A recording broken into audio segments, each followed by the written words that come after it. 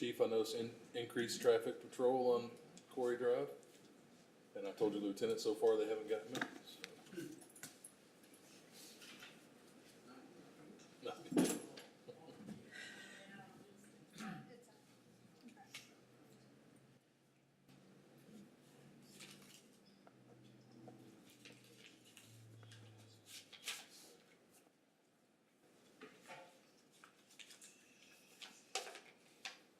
All right, I've got 6 o'clock, so I'll call this meeting to order.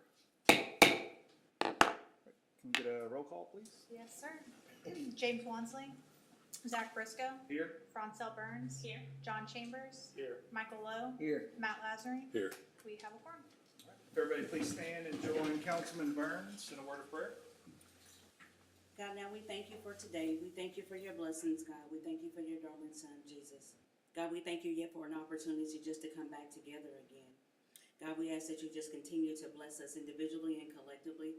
God, we ask that you just continue to bless Leslie Black and the staff here at the City of Whitehouse. God, then I ask a special blessing over the council here that serves. Help us to continue to serve this community with an humble heart, a grateful heart, and then, God, an open mind to be able to willingly listen to each other. God, we ask that you go before us in this meeting, and then, God, after the meeting, allow us to return home where we find all is well.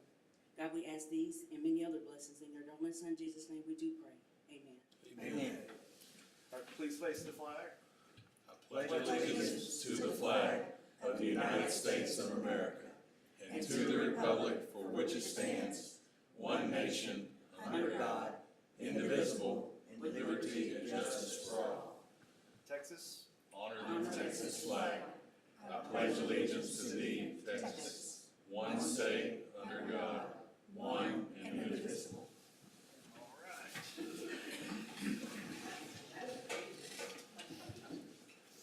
So that brings us to item D, presentations, where we had one on the agenda, but that's not going to happen until likely next month.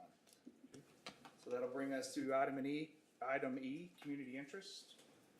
Mayor and Council, we received an update last week that the ClimaVision weather radar is ready to move to some final pre-construction steps. So that's the first time in quite a while that we've heard a positive update from ClimaVision. So we're hopeful that some progress will be underway in the next 30 days or so on that project. So we're really excited to report that. It's been a long time coming.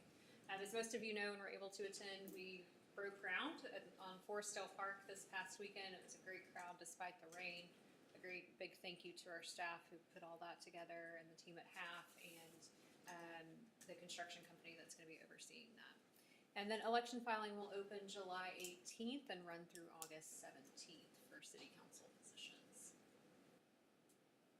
Sorry I missed the park ground breaking. It looked like a good turnout even with the rain. Great. Very slippery. Yeah. Yeah, red dirt and water don't mix. You know, it's slippery when the mayor holds my hand to get out. All right, so we'll go on to item F, which is the consent agenda. We only have one thing on there, and that would be the minutes from the last meeting. If there's no questions, I'll entertain a motion to approve as presented. I'll make a motion to approve as presented. I'll second. All in favor? Aye. Aye. Motion passes. So that takes us to section G. Other action items, ordinances, resolutions, and public hearings. So we'll start with number 1, which is receive public comment regarding the 2025 drinking water quality report. TJ Henderson. Evening, Council. We're here tonight to basically answer any questions as far as the water quality report for 2025. It's a report that we have to file every year, and we report it to TCQ, EPA, and what it does is we have all of our samples that are taken throughout the year that analyze everything, give us basically a rounded average for the whole year, and we report that. And also our violations, which we did have 2, which they were reporting violations, which was for lead and copper reporting violations, which was the sampling we did for the lead and copper, and then we were supposed to send out notifications of the addresses that were unknown, which did not happen because back in July was when I started in March, and basically the change in management, we didn't get the right dates. So now we got that in place for this year. Those were the only 2 violations that we had on there. And I believe that's about all I have. If y'all have any questions. The 2 violations, we were updated on that when they happened, if I remember right. Yes. Okay, I'm glad we got those worked out. Is there anybody here in the audience that would like to speak on the water quality report? I'd just like to make a comment. TJ, as far as I'm concerned, thank you for everything you do to keep, safe drinking water. I used to take it for granted. Because it was always there. And I thank you for that, all the work you do. Last chance for any questions from the public? All right, thank you, TJ. So we'll go to item 2. Receive presentation from the representatives of the Whitehouse Community Library regarding library services, operations, community impact, current needs, and provide direction to staff. So y'all would please come up. State your name and address, please. I'm Amy Harrison. I'm the library director, and our address is 107 Bascom Road, Whitehouse, Texas, 75799. Thank you for being here. Thank you. So was I supposed to bring my presentation? I've got it. Oh, you did? Okay. Just hard to see. I'm gonna fly solo here. It's on, yeah, it's on the screens up here. Okay, good. I can look at that. Okay, so I'm good. Thank you. Okay, so thank you very much for inviting us to come, and y'all have supported us for a long time, and we're very grateful for that. And I was going to share with you a little bit of history about the library first, and I don't know if all of y'all know that, you probably do, but it was interesting to me. I've been director for 6 months, and so I got to go through the archives and search for this information, so it was kind of fun. I've been in the library a year, but a director for 6 months. So we opened in March of 1987, and almost 40 years ago, which is crazy. It was donated, the old City Hall building, the city let us open in. And we did that with funds from residents Gail Robbins and a Mary Winkleblack, that's my understanding. And then in 1990, Ray Howard Geodesic Domes and Homes gave the city a 58-foot geodesic dome, which you see now. You know what I mean? Yes. Yeah. Geodesic dome, which you see now, and gave it to the city, and the city decided to use it for the library. It's roughly 5,138 square feet. So we've been in that dome since 1990. It was launched, I think the project was funded by the Library Services Technology Act for $75,000 matching funds, and then the Moody Foundation gave $44,000 for us to furnish it and build the parking lot. And so that's the structure you see today. We operate as a nonprofit, non-tax supported corporation, and our library is governed by a board of directors, and they have full oversight on all decision making. We were ran by volunteers for the first 11 years. They hired their first library director in 2001, it's my understanding, and then the first library assistant in 2004. And then I'll move on to our accreditation. We've been accredited, I couldn't find how long, but I know at least a decade. And accreditation kind of means a lot to the community. I think it's important. So there's the Library Museum, Institute of Museum Library Services federally, which mandates and kind of monitors this particular effort. And maintenance of effort means that libraries cannot decrease their funds in anticipation of a grant. So these federal grants don't want to replace funds, they want to enhance them. And then locally, Texas does that too. And we answer to the Texas Library Archives Commission, and we do an annual report every year, and we have to prove that our spending stays the same. Along with that, when we are accredited, we get to do Tech Share, which is our interlibrary loan program, and so we share resources all over the state, including books that we borrow and ship in and out all week. So if we don't have that in our collection, we can actually borrow that from any library in the state. And so accreditation really means a lot, and we've been doing that for a while. And we have about 18,000 visitors. That's us. We don't have, fancy traffic counters, so that's us counting as they come in. Roughly 18 to 20,000. I would say in the summer, obviously we inflate, we get a lot bigger, and we have about 4,447 registered patrons. Of that, there are some that are inactive, but the patrons are about, our annual report calls a legal service area basically what your population is. And their number was 9,781 was our legal service area. So if our patrons are 4,047, it's roughly about a 45% market share. And now, some of those are out of district, but we still take them into our library. We charge them a $20 out of district fee. There are people in Whitehouse though, like the county roads, we go by your geographic information services map, and so anybody that falls right outside of that red line, then we charge $20. So they're still Whitehouse residents and in your market, but we are charging that fee. That's one of our library service fees. Our collection totals are over 90,000, and we circulate about 50. And I looked on the, to date, I mean, just in the last 2 weeks, we've almost ran to the 2,000 circulations in and out. Of course, it's summer, so we're a little bit busier. Let's see, where am I at? I was gonna show you pictures of the library. So I went through them. You can, because it I was was- just for y'all to see. I didn't know how long it had been since you've been in the library. On our branded programs, we have 3 strong branded programs. They're library programs. They're all related to literacy. So we have Storytime, which markets to the 0 to 5, which is our infants. It's our largest one. I don't know exactly what we are, children versus adults, but I would say we're a good 75% kids library. We really are. And they love it, and they come all the time. And so we have about 104 sessions a year. We roughly get a good, 100 to 150 of those sessions. So it's about 1,600 sessions just for Storytime for the annual market. And then our kids, ages 6 to 8, we started a book club. We have about 12 sessions, and we say 4, maybe 3 people that come. So that's 36. It's new. We just launched it in February or March, but it's growing. I had somebody today ask about it again, so that's kind of neat. And then we have an adult book club, which we've had for a while, and that's going to be 12 sessions, and it's about 24 audience market annually on that.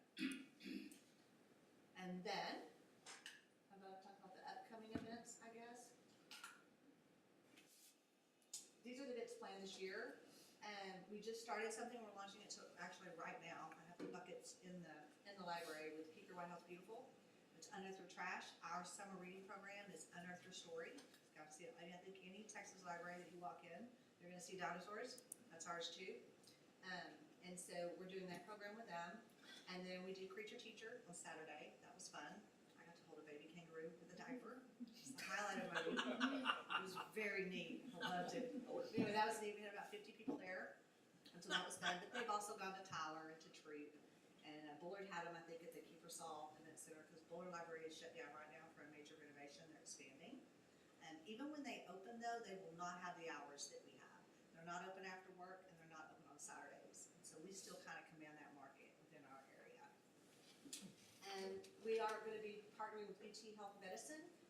They have like a STEM mobile, if you will. It's a Pathways program. And so Troop's doing it. Right after them, I'm going to talk to him about when they're going to come here. And then the bus, because the bus is not air conditioned, will come in the fall. We'll be doing another September book sale. We did one in April. That's part of our fundraising efforts. And then I'm also going to we'll be doing a silent auction fundraiser and then a parents' night out for the holidays. That's what's on the books right now. That enhances as we go, based on fun stuff that we find along the way. Our library services. This is our money, right?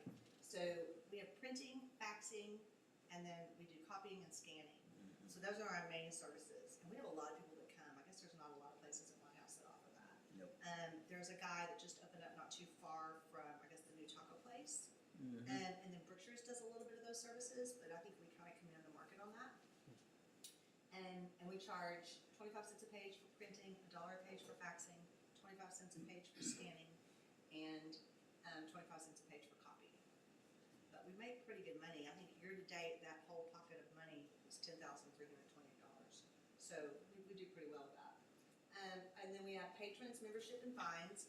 We charge the $20. We make a lot of money out of that. That's really where we get our bread and butter, and then what y'all give us, and that's it. Which we're grateful for, I don't mean to say, and that's it. Came out bad. And then we also offer free to our patrons an interlibrary loan program. That's what I was talking to you about when we have our accreditation.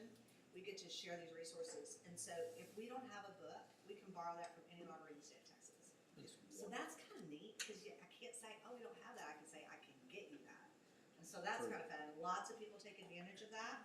We We've borrowed year-to-date, this is fiscal, so October 1st, 267, and we've lent out 217 year-to-date. I can see where maybe I'll try to get, like, if their library is using it at that moment, we might not be able to get that book. So it just circulates to a different library. So some of the stuff I turn down because ours is in circulation, and some they do, and then we just wait till the library funds it, but we'll love that. And then we have our Libby app, which is our digital platform. We have about 60,000 in circulation in the Libby app. We have done, year-to-date, from October, 4,723 checkouts for 271 patrons, which is roughly about 17 checkouts a month. And so if each patron does 2 checkouts for the last 8 months, there's your 4,700. People use it. We have a lot of people that just pay the $20 fee just so they can have access to our Libby. So that's important. And then Canopy is something we started a year ago in August. It's a movie streaming service. I think we got a grant for it. I think it was $2,000. I'm not sure we're going to continue it because of the cost. I think we're meeting with her on Thursday. We've had about 813 plays and 34 patrons. So it hasn't been enormous, not anything like Libby. But I think people that maybe 34 that have used it have enjoyed it. And then we allow computer use for free. It's about $800 annually. And then I wanted to share this. I thought this was important. I saw them come in today. We have tutors that use our building like crazy. And we were doing the math. I mean, it's 4 to 5, doing it twice a week for like the 40 weeks, not counting the summer. It's roughly 4,000 sessions of tutoring. We do not charge for that. That's just, it's literacy, so it's just a free space there. And so we've talked about it, trying to figure out how to do income. We're very small, and so like the tables, literally, you will see every table full with a tutor. And so we don't really have space to do much anything else because they command those tables. I think it's word of mouth because the last 3 I've seen in the last 2 weeks are brand new. I've never seen them. We saw one today I've never seen that was upstairs and met his client, took the little kid up. So anyway, we're big on tutors too. And then let's see, property maintenance. So these are some issues, just what our building would need, or that we see that we would like to be updated. The city's moving, and so much fabulous progression and everything on doing the city center, and you're going to be revitalizing this area and the parks. We feel like we're a viable, asset to the market, and we feel like we're a staple to the community. So these are some things that the board and that have seen that we would love to get fixed, money permitting. Also, we have a bent light pole, and then we have a sinkhole in the parking lot. And then, so we get lawn service, but there's no vegetation, I guess, help. So we look a little crazy with our bushes. We are a board of directors of I think we have 3 80-year-old ladies. We're just small, Me, I'm not a landscaper. And so we struggle with that. And then this is our pond, but it just kind of sits stagnant. We've never had really any help with that. And then we have our curb stops, which are shattering and breaking. And then back to our vegetation where the handicap sign is, you can barely see it, just because of the trimming. And then this is our storage areas. So the one on the right looks like a porch, right where the trash can is in front of. That one's kind of small. We use that. There's a light in there, and we use that for our storage. The second one that I took a picture of the inside of the contents, I think that was originally supposed to be like a meeting space and could be used for income producing. It's so full that it's sinking into the ground. I think we talked to you about using your dumpster once, and we were told, yeah, you can use it, just give us a few days notice, but it's me throwing the books in the car and driving over, and it would take us forever. Can't afford the dumpster. And so if we could ever get rid of that and create something for that space, that would be ideal. And right now it's just not being used. I don't even know how much is in there, but the weight is enormous. And so then this is where you can see the sinking of it. This is to the right. This is moving towards the police. And then the next slide. Yeah, you can see the sinking. This is our recycling, that gated area where the old recycling was, and the police gate is right here. So that's kind of something. Obviously, we'd love to use that space eventually again. And then a couple of just small things to note: our water heater doesn't work, and our water fountain really needs to be pulled out. I think it's grossly corroded. And then our railings. So this, we have a they're about 6 inches apart, and maybe 4 inches high, but it could be a liability. There are some little toddlers that get on that ramp, they love to run, it's like Six Flags. If they just, I've seen them, I saw one the other day, I was like, she can't be up there without a parent. We say that, but they take off. And so that's just a hazard. I don't know what, we put plastic up, you can see the plastic right here on the second level that we put up on the corner. That's obviously something over time we have to, know how we can not have that hazard. And then I want to shout out a big thank you to Mr. Briscoe, Mr. Public Services, and Councilman Lowe. So these are the issues we need fixed, but there's so much that got fixed. We have I didn't even know it had recycling in that gate. But one day I looked under and I saw cans, and so it's packed. I mean, this was used like a full-fledged recycling center. And with that came water and rodents, and that's our building right next to it, right? And so thank you so much. Are you Mr. Briscoe? I am. Thank you so much. Glad we could help. Yes, they came and cleaned it out. You can see our vegetation was corroded. And this is what it looks like now. It's gone, completely gone.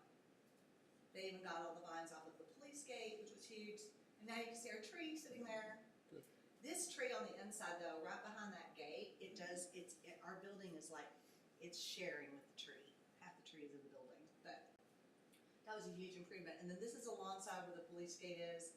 This is more vegetation. And this was them clearing all that out. This is before and this is after. It was enormous. I mean, just enormous. I don't even know how long it had been since that had ever been done. Any kind of vegetation clearing. So thank you so much. You're welcome. Glad we could help. And then Councilman Love came and power washed our building for us. We had an old, I don't know if y'all remember right, I don't have a picture of it, I apologize, an old big book drop, like a big metal tin thing that's set in the parking lot. That's gone, and the building got power washed, our gutters got cleaned, and our aluminum at the top got all cleaned and sealed. And so that was enormous. I just don't think we've had the upkeep on our building, but we've got a board of directors that don't have that talent or older and money. So a big thank you to y'all. Okay, funding. So we get the $49,000 from the city as a grant, which is huge. That's how we survive. That's how they pay the director. I make $12 an hour, and then the library assistants make about $9. Those are, I do qualify for Goose Jumps and HUD. That's okay. It's working for me. I think long term though, right? When you're talking about your city, this is long term, not for me. Everything's fine for me. But long term, when you want to get your staff in there that can keep the momentum going with the library and movement, you get what you pay for, right? So we've struggled. We've paid such low wages that we've had a lot of turnover. And when you do that, then your records in your library platform aren't done consistently. The catalog's not right. And so we've got a lot of those obstacles that we're trying to overcome at this point. And then last is the budget. Now, I don't have any oversight in the budget at all. Everything goes through the board. So I've asked Jen, our president of the board, to come up and speak about the budget a little bit because I don't have involvement in that. I know at the last board meeting they came up with a figure of the $16,000, which is roughly $1,300 a month. I think you can see, and I have the full budget or the full financials that Holly did, but we're overdrawn a lot. And so I think they thought, if it's $1,000 more a month, I know, but it's a lot to us. It would be huge to us because we do have so much in the building to get done. We have weeded out our collection. We weeded out 6,000 pieces. The standard for a library is to weed out anything that you haven't checked out in 5 years. We did 6,000 pieces. And so I said, I don't think anybody had done that. And so we cleaned that out. We cleaned up our shelves. Now we're going to be looking at new collections, but that costs money. We are looking at grants. Part of the problem is it's just me and one other assistant, and so we run the front desk. I can't get upstairs. I haven't sat in my office for 1 second since I became director. One time to write the grants, and just start that. But Jen has written a grant. We did get a grant for our summer reading supplies, and we're getting ready to try to write a Hampshire grant for about $10,000 for brand new computers. So they're way outdated too. Our software is bad. We can't monitor what they do. So that's another piece. I mean, I think we look pretty good for how old we are and our funding. I mean, y'all giving us huge amounts. I don't mean to say it like that at all, but we do operate small. I think the library still looks great. But I think going forward to stay in the momentum of the city, I think growth and strategic development is vital and key because we think we're a staple and an asset. So I'm a speak to the budget, if y'all have any. It would be easier if you asked questions, to be honest. I can answer questions, I cannot speak off the top of my head on the budget. But I can answer questions if you have them. Any questions from council? I mean, Yes, not just questions, but comments. just on the budget there, what was going on in October of '25? That was the, Let's hope I can tell you.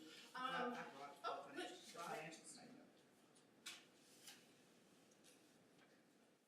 Was that 3 payrolls? I know there's 3 payrolls in April. Yeah, so, anytime there is 3 payrolls, it does put us quite a bit, over budget. It would have been really helpful if our treasurer could have come. Is that when y'all did the floors? That was in February of Okay. 25, I think. Yeah, that Time gets was, away from me, so. I was like, maybe, no, it wasn't. Yeah, speak up, y'all, so we hear you. So I honestly don't see anything jumping out at me, it being like the beginning of our fiscal year. So most likely what that is that, like fiscally, we started out technically with 0 and we only took in 4,000 and then we had the 9 as opposed as to what that is. It looks like we had some pretty large electricity bills, possibly 3 payrolls. We did pay for our, the interlibrary loan, like there is a fee associated with that, and that did get paid in October, which was $2,000, so. okay, no, that's enough for me. I was just curious because it just stuck out to me. in there. We have done fundraising, so in April we had we did our first ever live auction event and a book sale. We made $3,000 that month, that was good for us. And we were able to do another one in September. And so the ask is, you, like with the puddle in the parking lot, and then the leaning light tower, and then you think 1,300 per month is what it would take to keep the library whole moving forward? I think it would, library hall. I think Or that it get you is to- going to contribute our ability to continue to grow. We're not asking like the city to fund the library. We're still doing grants, we're still doing fundraising. We're just asking for just a small uptick in that, you've already just a small addition to that grant to help alleviate some of the finances that we're coming up against while we're continuing to do our fundraising and stuff. And I'll be like brutally honest, this is, former directors have very much fallen down on their jobs in as far as fundraising and doing things like that as part of their job. And honestly, part of the board has too, because they have not had proper oversight. But it is a new board. I'm a gigantic pain in Amy's side. So I'm there like every day.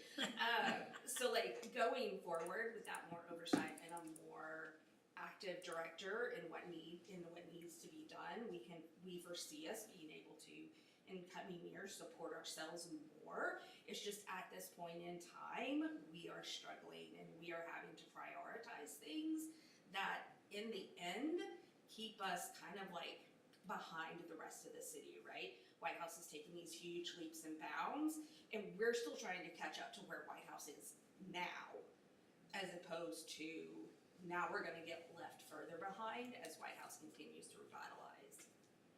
Okay. Any comments or questions? So as far as the safety stuff, the light pole, the water puddle, it could be some kind of sinkhole, and then of course the safety stuff in the building. Have y'all gotten quotes on fixing each one of those? So our understanding is that the parking lot specifically is the city's land. Okay. And so, like, we've reported that to the city and stuff. As far as the light pole, I'm gonna be honest, I didn't notice it was leaning until it was pointed out to me. So, no, that is something that, most maintenance we do ourselves. we or someone we know who knows a contractor or a plumber or something like that will come out and fix it, but Okay. quotes, no. And then basically short version, y'all are roughly $4,700 short year to date from where you would like to be. Yes, sir. Okay. Mayor Pro Tem and Council, if I may, a couple of things that I think are important when we talk about funding for the library. I think the library does an amazing job with the amount of money that they receive. One of the things that gets complicated for city staff is that we have a separate nonprofit using city space without any type of an agreement that outlines who is responsible for maintenance. And that gets very difficult for us to provide city services supporting a completely separate nonprofit without any type of agreement outlining that. So, as you know, we have a separate entity that operates out of the rec, but we have a very clearly defined agreement on who is responsible for providing maintenance items. That nonprofit organization is responsible for the maintenance for anything that's less than $500. And so it's very clearly defined in how we handle that. We don't have that with the library location.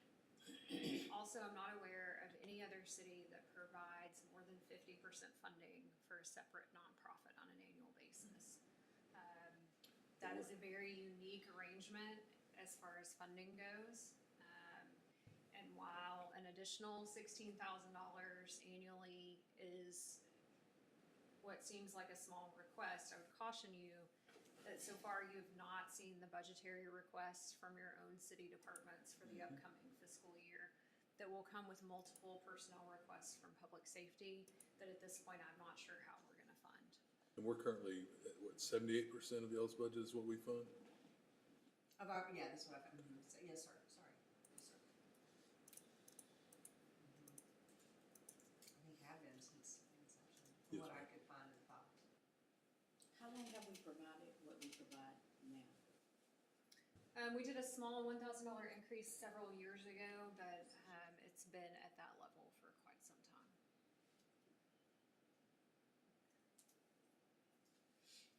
So, with that being said, I would think we wait, we want to help, and, I want to see the library continue to do well, and obviously, I wouldn't want to ever see us go backwards on what's happening over there. There's a ton of activity, and wait till we get more into our budget season and just see how everything's shaping up, and go from there, and see if there's anything more that we can do.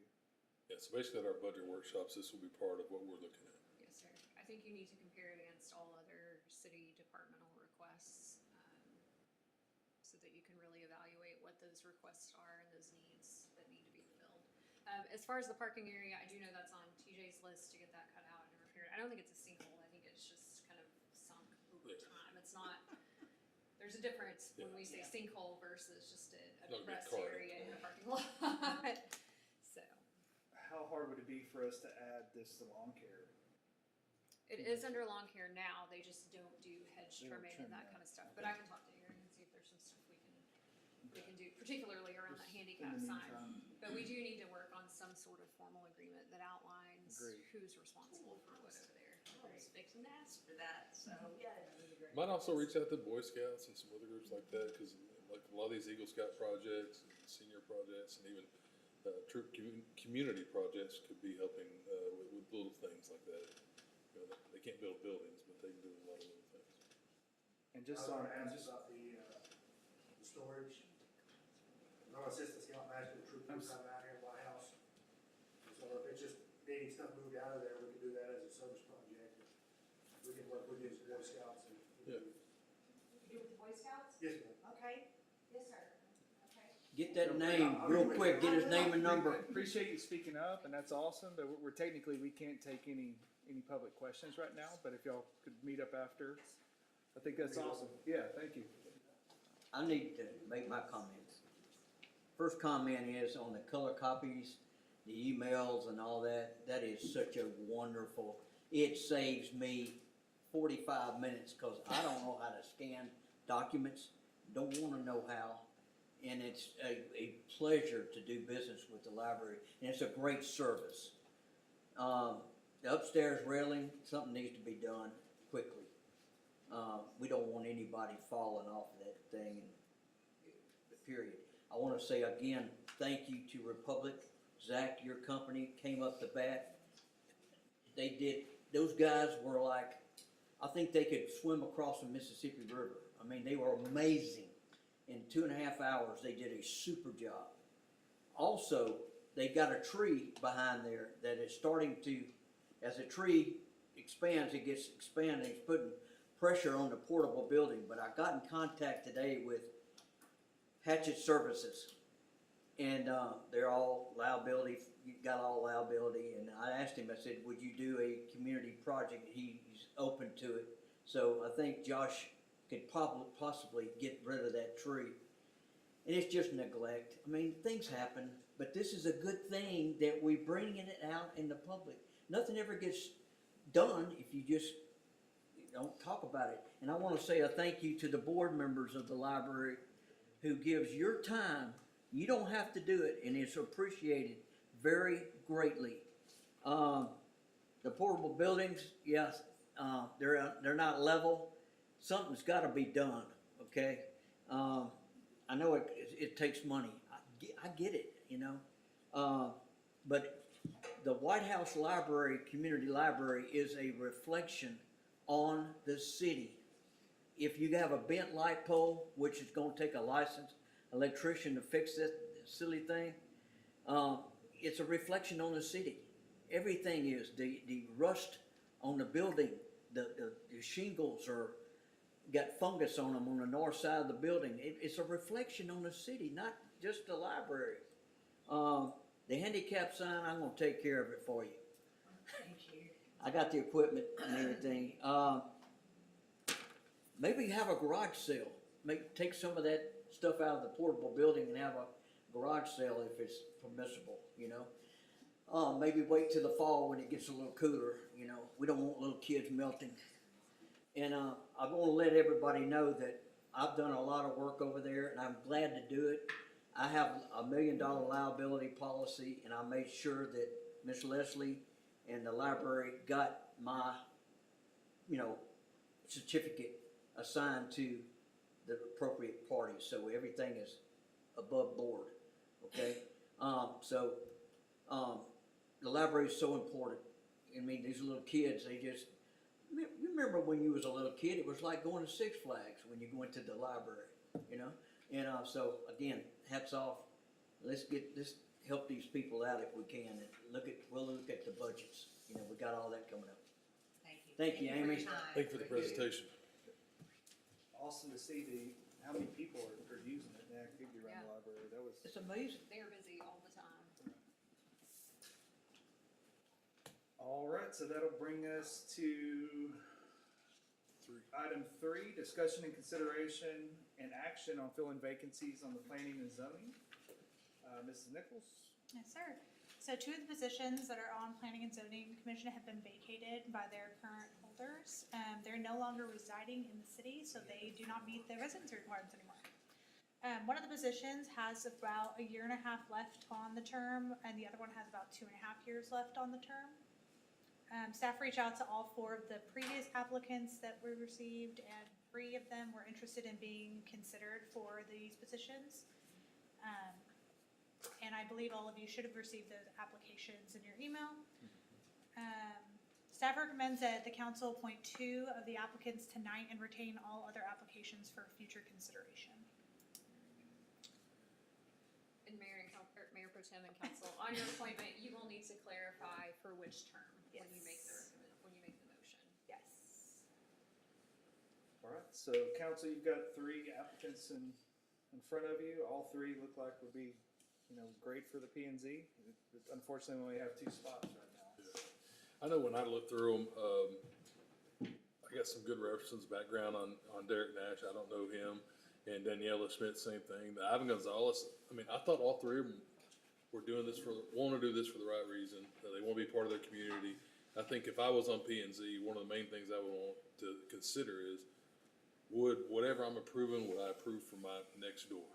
And I think a lot of them are from that mindset. The Ivan Gonzalez guy, he shows to be a civil engineer. My only holdback on that is I think we put somebody on P and Z a while back that works for one of the local engineering firms, and half the time she couldn't vote because her firm was bidding on the project. So that gives me a moment of pause, but he seems like a very well-qualified, nice guy. I think if it was my choice, I would do Nash and Schmitz. Is anybody in attendance out here that is interested in P and Z? There's two of the applicants are in the audience. I'm sorry, Two of the applicants are in the audience. Mayor Pro Tem? Yes, could it's they fine. talk if Yeah, if that'd be great. permissible? Would you like to say a few words? If you wanna come on up to the podium and. We're just introduce regular yourself. home folks, man. If you would state your name and your address. Hi there, I'm Daniela Schmitz. I live at 819 Red Wing Way here in Whitehouse. And thank you so much for considering me. I'm a stay-at-home mom currently. I used to work for a transportation management company, and so I have some experience. I was in the marketing side of things, but I read a lot of RFPs, RFQs, helped do quality control on the language in those. I'm familiar with some of the kind of the terminology and some of the things that people are thinking about when it comes to infrastructure and building out. And the thing that really started me, I guess, interested in this is that our neighborhood had something that came up before planning and zoning over this last year, and it made me really, kind of look up and go, I think it would be really good to be involved in this and kind of have a better sense of what's going on in the community. So that's why I threw my hat in the ring. And I'm currently part of the 2050 planning future planning committee, and that's a really awesome way. I'm really happy to be contributing there as well. So, any questions? I admire you for being here today. Sure do. Thank you. Thank you. Thank you. If you would state your name and address. Yeah, I'm Derek Nash. I live at 812 Blackbird Way. Live in the same neighborhood. I moved to Whitehouse about 15 years ago. Started working in the oil field, so I was kind of going away from Whitehouse a lot. My wife was a teacher at Brown for 11 years. She currently works at Region 7 now. We have 3 kids from elementary all the way up to high school. Same thing, kind of got, I guess when the planning and zoning, we were coming here meeting, it made me want to get more involved. Lost my job in the oil field in 2020 due to COVID. I'm a local supervisor here with a freight company. So schedule change, I'm off a bit more often. I've been with the Boy Scouts for many years now, my boys and stuff like that. So I'm assistant scout master. So a lot of times we meet on Tuesday, so I'm not at every meeting unless it needs to be. I know Miles from Scouts and things like that. So kind of want me to get more involved. When my kids grow up, I want to kind of help develop the city, kind of get more involved and be that dad. It's kind of my take today. Any questions? No. Thank you for Appreciate speaking. it. Appreciate you. Thank you. Guess that was. Like those are the only two. All right, any more discussion from council? Mr. Nash, would it be a conflict with the Boy Scouts and coming here, on a P and Z No, day? I meet once a month, so that would not be a conflict. So. Thank you. Okay. I'll entertain the motion. So, just a little more discussion. Again, I'm leaning towards the two people here, Nash and Schmitz. The question would come, which term would we want to apply to who is part of the motion? So, would either one of you like to serve the longer term more than the other person? Whatever's offered, Okay. I want to do whatever needs to be done. Same. Okay, I so think we just kind of randomly pick it. let's say randomly pick it. So I would make a motion to appoint Derek Nash to fill the vacant term that has 2 years and 5 months, and appoint Daniela Schmidt to fill the vacant term that has 1 year and 5 months remaining on the P and Z board. Second. Got a motion and a second. All in favor? Aye. Aye. Any opposed? Motion passes. Thank you. Good job. Thank you. All right, excited to see the P and Z board getting filled. That'll take us to item 4, discussion and consideration and action on emergency expenditure for the repair critical stormwater infrastructure associated with the Lexington Street Drainage Project. TJ Henderson. Good evening, council. On September 23rd, 2025, the city council approved the final design for this project. And since then, we've completed the final design with the engineers, and the engineers have evaluated everything, determining that the infrastructure we have currently in that area won't even sustain a 10-year storm. So they've gone through everything, and following the approval of the final design, staff solicited quotations from 3 contractors in the local area to get pricing for that said project. And the OPCC for the original project was set at $185,000, and the lowest bid was at $146,162, which is $38,838 below the original price. And that was with Fritcher's Construction, which was the lowest bid, and that's who we were wanting to get approved. Do we have any history with Fritcher? With the city, I don't believe. But good referrals? Very good referrals. I mean, they built Hubbard Middle School, done a lot of projects downtown area. They've done projects in the city, but I don't think specifically for the city. Yeah. I know the name. I'm very familiar with the firm. They're very good. I mean, all 3 of the firms that put in bids are very good. So. You have a timetable when they may get that done, TJ? I believe they put in for, I can't remember the number off the top of my head, but once we get this going, then the engineers will get with them. When we get the pre-construction meeting, then we'll have a better standpoint on that.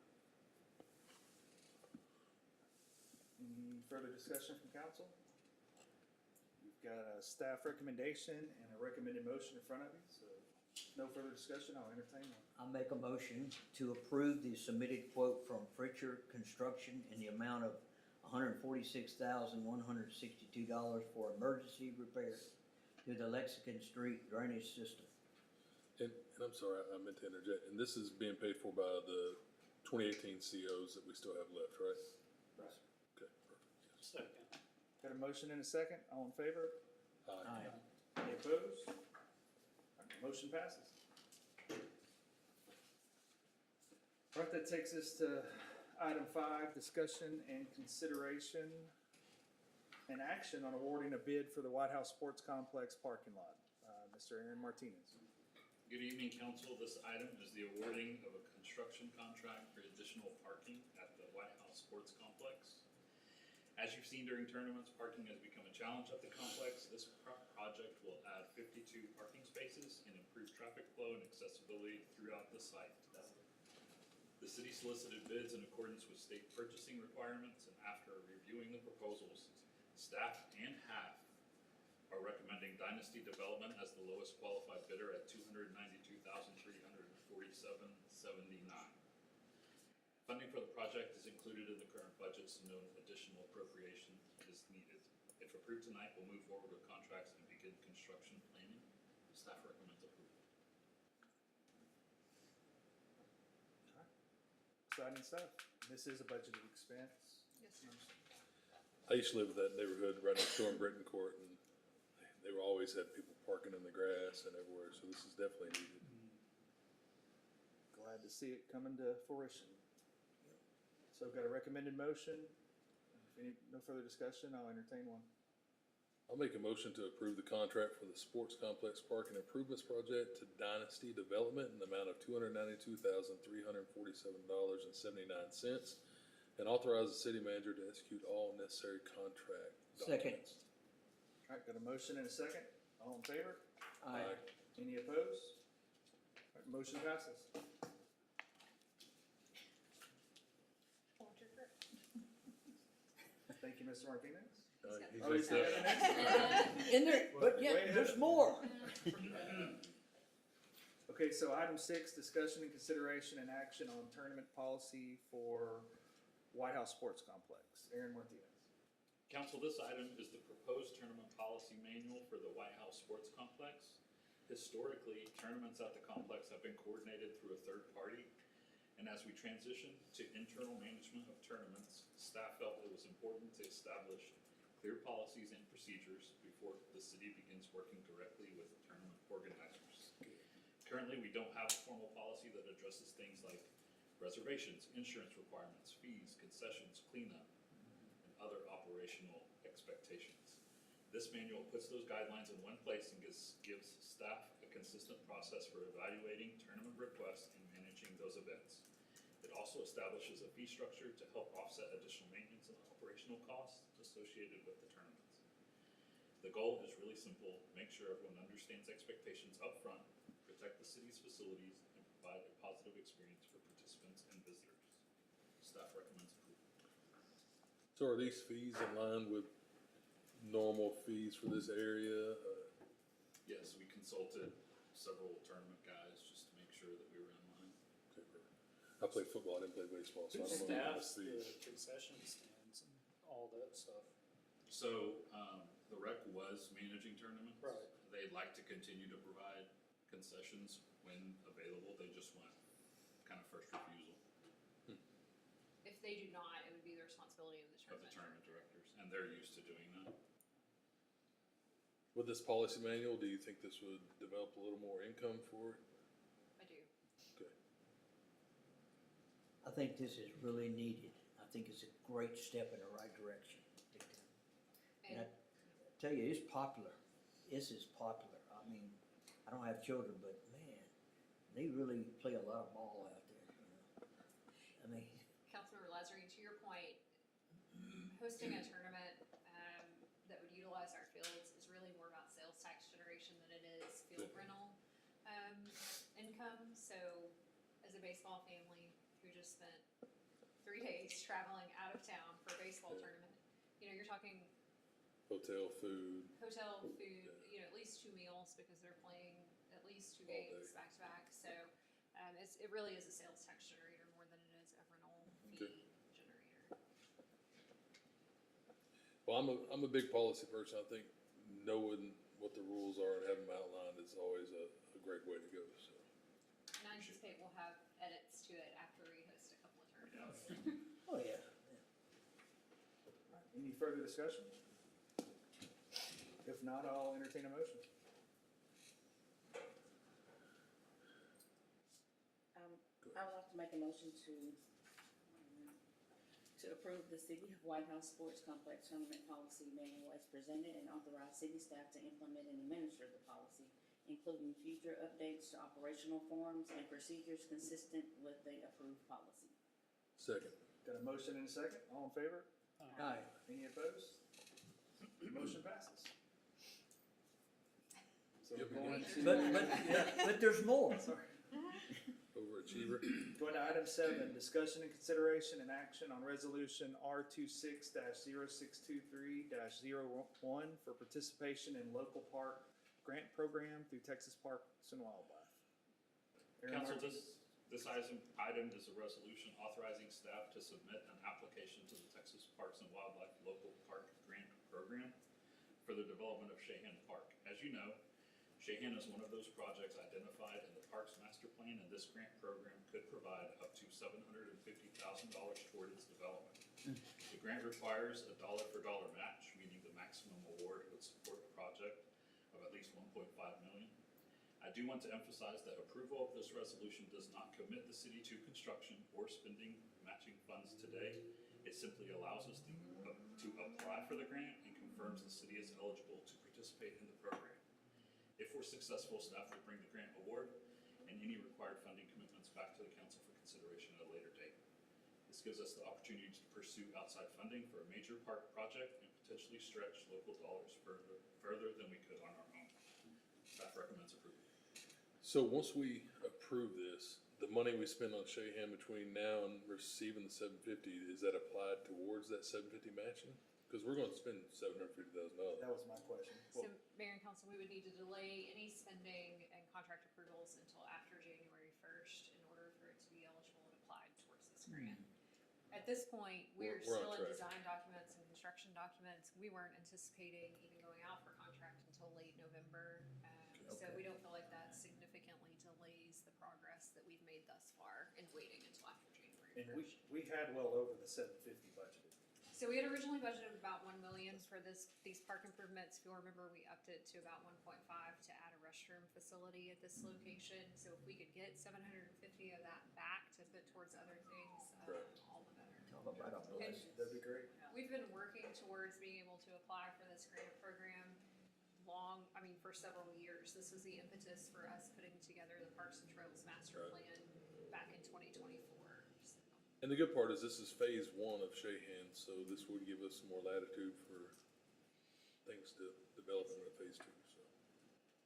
Good idea. Glad y'all are looking for funding like this. Any further discussion? I'll entertain a motion.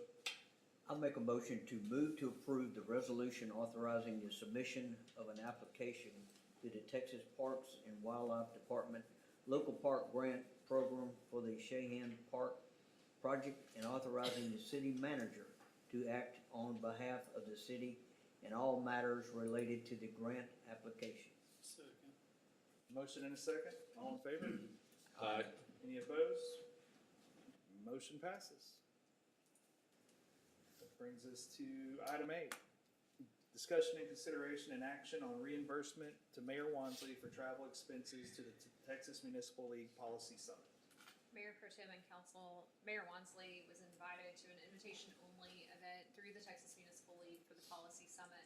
During this summit, they will be reviewing legislative priorities for the upcoming state legislative session.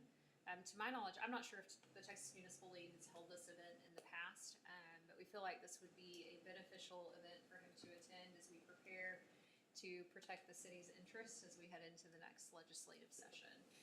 Staff is recommending that you all approve reimbursable expenses in line with our employee handbook and policies. So that would include things like mileage, per diem, and hotel expenditures. Staff is recommending approval. I think with what's being discussed in the upcoming legislative session is vital that he's there to be informed on it, because we don't want to be caught blind, so the more information he gets, the better, so I think it's a great idea. 100% agree. And I'm sure he'll give us a synopsis of what he covered. and what Yes, was sir. covered. Every municipal trip he has taken, he comes back with a Thorough. multi-page, thorough Good. report and presentation to you all on what he has learned. Including the slideshow sometimes. Yes. All right, any further discussion? I'll entertain a motion. I'll make a motion to authorize reimbursement of Mayor Wansley for travel expenses to the Texas Municipal League Policy Summit. Second. Motion and a second. All in favor? Aye. Any opposed? All right, motion passes. So that takes us down to item H, administrative reports. Do we want to do future agenda items? Did I skip them? I did, I'm sorry. Just a few things, Mayor Pro Tem and Council, as you all know, we have a budget workshop scheduled for Friday, August 7th.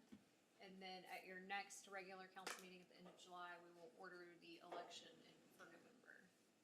That's all we have so far. I have no doubt multiple things will be added between now and then. Anyone on council have anything for future agenda items? Just make sure y'all remind us about these extra meetings, because I know it is very, very important, you know. All right, any further discussion? Now we'll go to section H, administrative reports. Yes. Just a second. Right now, you're supposed to say, this is when we find out if we paid our internet bill.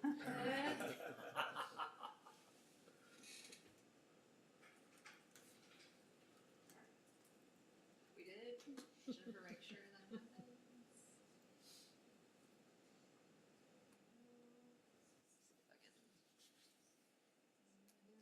In a little bit, maybe. Need to knows that these reports. Not that I'm aware of. We'll scroll through them. Let me switch my view so that I can see what.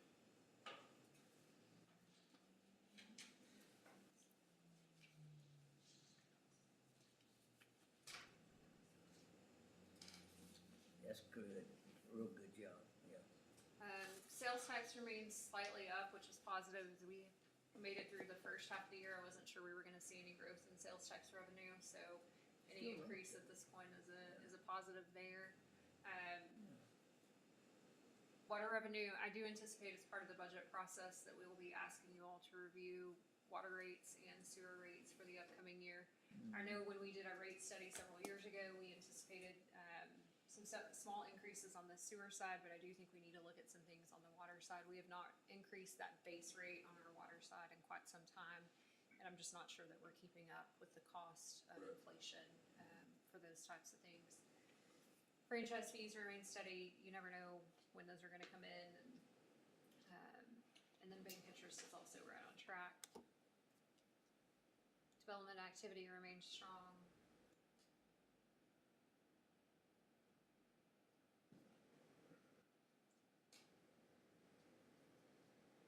The fire department has launched their computer-aided dispatch system along with Smith County ESD. We've had some bumps in the road, and so you may notice once those numbers start showing up in June, an increase in calls for service. There were some settings that were increasing our responses out in the county. We've made some changes to kind of help bring those numbers back in line with what we saw prior to the FireCAD implementation, but we are keeping a close eye on how that's impacting our fire operations. We think we've got some things fixed, so hopefully by July, those numbers will be back down where you would expect to see them. And I really want to commend Lieutenant Hicks on all of his work on getting that implemented. He really kind of was the technical brains behind that and making sure that our department was able to integrate with that program.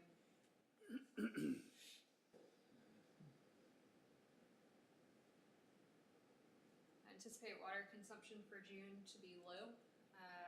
This time of year, I always start getting nervous. As we head into our hottest months, we usually catch back up on our water consumption and water revenues. We'll be keeping a close eye on that. And, as things dry out, hopefully we can sell. It's supposed to be 100 degrees like next week, so it's coming. It's coming. Get into that season. You've been real fortunate.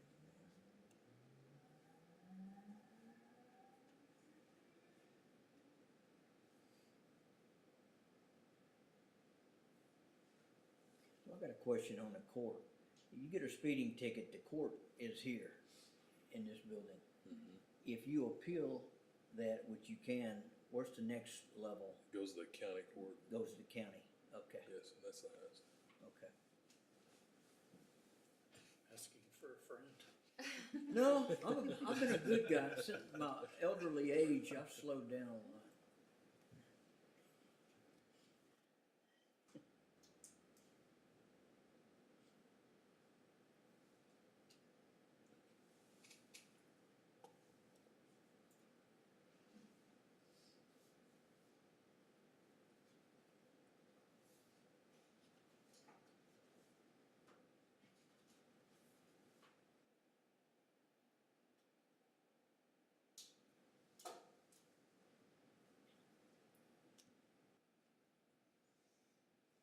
You can see where Susan started her business retention and expansion office visits in April. So Slightly looking skewed. forward to that. Yeah, or from April to May, it was really May visits is what you're seeing there. So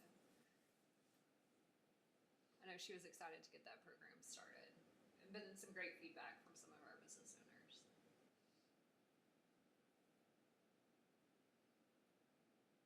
We've got some great behind the scenes things happening on the EDC side that hopefully we can talk about one day, just not today.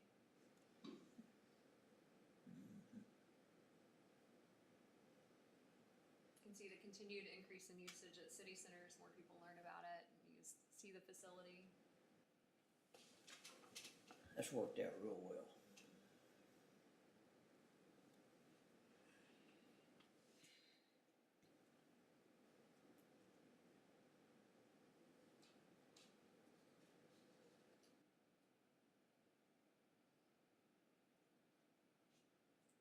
All right. Any Yeah. questions on the May reports? How about any questions on the income statements? All right, we'll move down to item I, was executive session. We originally did have a section on there for the executive session, but that's since been removed, so that'll come at a later time. Okay. I was gonna ask to do that, so that's good to hear. So that'll take us to item K. Do I have a motion to adjourn? I'll make a motion that we adjourn and everybody be safe the rest of the week.